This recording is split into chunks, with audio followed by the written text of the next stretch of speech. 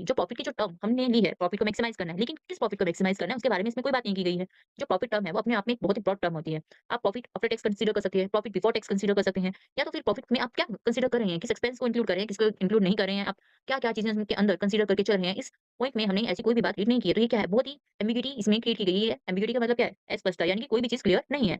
Ignore time value of money, इसमें हम क्या करते हैं, हमारी जो टाइम वैल्यू होती है मनी की, हम उसको भी इग्नोर कर रहे हैं। हम कहते हैं कि हमें प्रॉफिट अर्न करना है, लेकिन ये इस चीज़ पे कंसंट्रेट नहीं करता है कि वो प्रॉफिट आपको कब अर्न हो रहा है। आपको अभी हो रहा है, 2 महीने बाद हो रहा है, 6 महीने बाद हो रहा है, साल बाद हो रहा है, या फिर 5 साल बाद हो रहा है। इसको क्या मतलब है, सिर्फ हमें प्रॉफिट अर्न हो रहा है, लेकिन जो टाइम वैल्यू ऑफ मनी, ये जो कांसेप्ट है, ये एक बहुत इंपॉर्टेंट रोल प्ले करता है। हमारी मनी की जो वैल्यू आज है, एट प्रेजेंट है, वो वैल्यू 1 साल के बाद नहीं होगी। हमारी जो मनी की वैल्यू है वो कुछ टाइम के बाद डेप्रिशिएट हो जाती है। टाइम टू टाइम क्या है, डेप्रिसिएशन चलता रहता है। तो ये इस चीज़ को क्या कर रहा है, बिल्कुल इग्नोर कर रहा है। उसके लिए ये चीज़ मैटर नहीं करती। वो सिर्फ क्या देखता है, पैसा आ रहा है, हमने प्रॉफिट अर्न किया, लेकिन कब किया, ये इस चीज़ के बारे में बात नहीं करता है।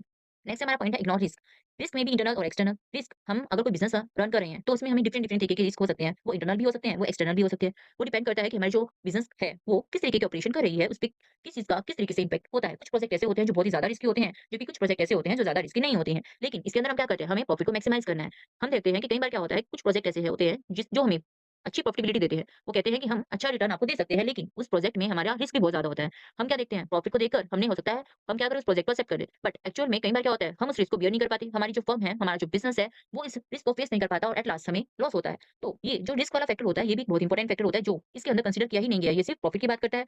वो जिस प्रोजेक्ट में हमें प्रॉफिट अर्न हो रहा है, कोई ज़रूरी नहीं है कि उसके अंदर ज़्यादा रिस्क ना हो। कई बार रिस्क इतना ज़्यादा होता है, उसके कंपैरिज़न में हमें जो प्रॉफिट मिलता है, वो बहुत ही कम होता है। तो ये